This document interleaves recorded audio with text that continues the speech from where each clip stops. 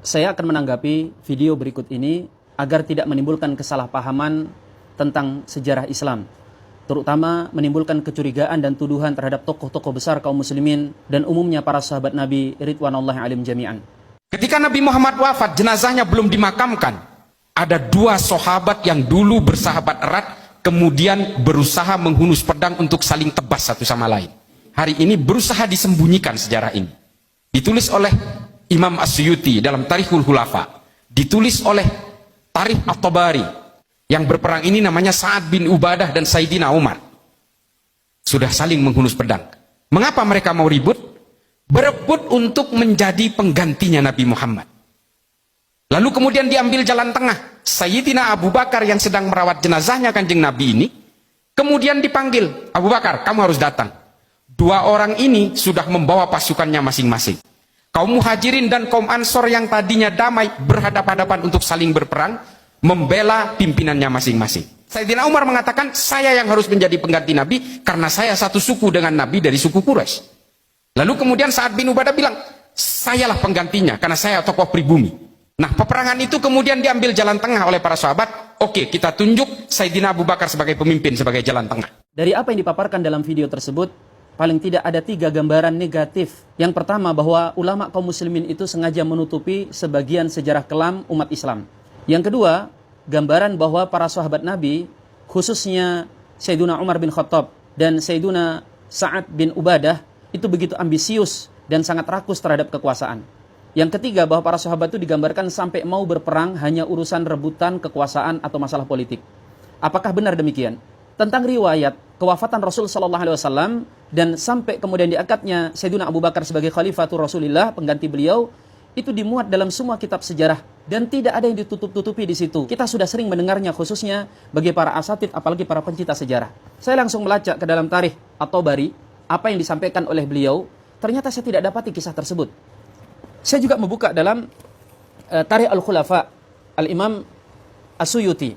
Hanya sayang ketika saya cari, saya hanya mendapatkan versi terjemahan, karena ternyata kitab versi Arabnya pernah saya hadiahkan kepada seorang ustadz dan saya lupa membelinya lagi. Tetapi kemudian juga saya cek dalam versi Maktabah Syamilah dan tidak ada riwayat sebagaimana yang disampaikan oleh beliau. Saya juga mengecek di Hayatus Sahabah, saya mengecek dalam Sirah Nabawiyah Ibnu Hisham, saya mengeceknya dalam Tarikh Al-Kabir, siapa tahu ada terselip di situ, karya Al-Imam Al-Bukhari. Kemudian saya mengecek dalam Bidayah wa Nihayah, karya Al-Imam Ibnu Katsir. Saya juga mengecek langsung kepada induk Sirah Nabawiyah dalam Islam, yaitu Sirah Nabawiyah Ibnu Ishaq, dan berbagai macam kitab-kitab yang lainnya. Dan saya tidak mendapatkan riwayat seperti itu. Jika tuduhannya ulama umat Islam menyembunyikan sebagian fakta sejarah, ini sungguh tuduhan yang tidak berdasar. Karena justru faktanya, ulama-ulama kita itu sangat jujur kalau urusan ilmiah. Bahkan hal yang kira-kira dalam tanda kutip menjatuhkan Islam, itu dari mana kira-kira musuh Islam mendapatkannya? Kecuali dari tulisan-tulisan ulama-ulama kita. Karena ulama kita itu menyampaikan jujur apa adanya. Yang kedua, tuduhan bahwa para sahabat seakan-akan begitu ambius terhadap kekuasaan, justru fakta sebaliknya yang kita dapatkan dalam sejarah.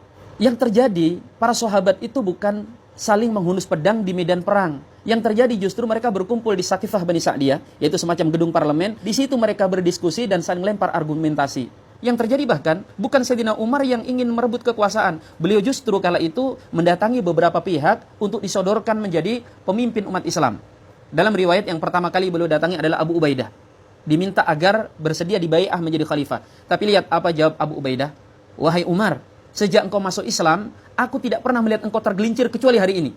Bagaimana mungkin engkau hendak menyodorkanku, sedangkan di tengah-tengah kita masih ada Abu Bakar Siddiq. Dan kemudian Sayyidina Umar mendatangi Sayyidina Abu Bakar Siddiq, meminta hadir di forum diskusi itu. Forum diskusi, bukan medan tempur. Namun lihat, justru Abu Bakar kala itu beliau menyampaikan argumennya, bahwa yang berhak untuk memegang tampuk pemerintahan adalah orang-orang Quraisy, yaitu maksudnya para sahabat Muhajirin. Dan beliau justru kala itu mengatakan, ini Umar, ini Abu Ubaidah, pilih dari salah satunya untuk menjadi pemimpin kalian. Umar justru menolak, beliau mengatakan, tidak wahai Abu Bakar, tidak boleh ada orang yang mendahului dirimu. Lalu Umar kemudian mendorong Abu Bakar untuk bersedia diangkat menjadi khalifah. Itu keadaan Sayyidina Umar bin Khattab yang beliau justru menyodorkan orang lain. Lalu bagaimana dengan sahabat Sa'ad bin Ubadah? Beliau kala itu sedang sakit. Yang menyarankan beliau untuk segera menjadi pemimpin kala itu adalah sahabat Khubbab bin Munzir. Dan beliau tidak banyak bicara karena sedang sakit. Ketika diskusi dan debat sangat panas itu, sahabat kemudian sampai pada kesepakatan. Tidak ada setetes pun darah yang mengalir. Benar, terjadi perdebatan di kalangan mereka. Tapi ini wajar. Karena mereka harus memikirkan nasib umat Islam ke depannya. Mereka membutuhkan pemerintahan untuk menaungi dari musuh-musuh yang setiap saat bisa merongrong.